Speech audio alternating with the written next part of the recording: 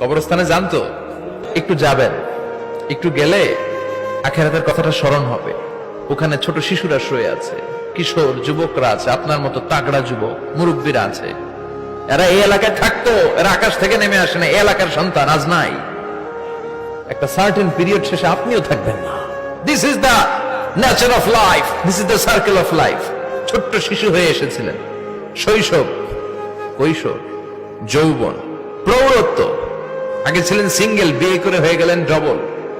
এরপরে আল্লাহ আপনাকে একটা মেয়ে দিল, এরপরে মেয়েকে বিয়ে দিয়ে শ্বশুর হলেন, এরপরে ওই মেয়ের ঘরে সন্তান হতে নানা হলেন। আর কতদিন? অনেক দিন হলো তো, অনেক লম্বা সময় পেয়েছেন আপনি। Think about that.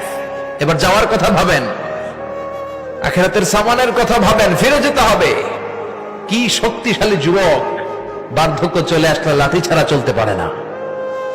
কুচকুচে কালো দাড়ি সাদা হয়ে যায়, দাড়ির শুভ্রতা, বয়সের ভার, রং ধরা যৌবন জং ধরে শেষ, ঠিক কিনা? This is the circle of life. যুবক ভাইরা, এটাই জীবন, চলে যেতে হবে, কেউ থাকতে পারবে না, ঠিক কিনা?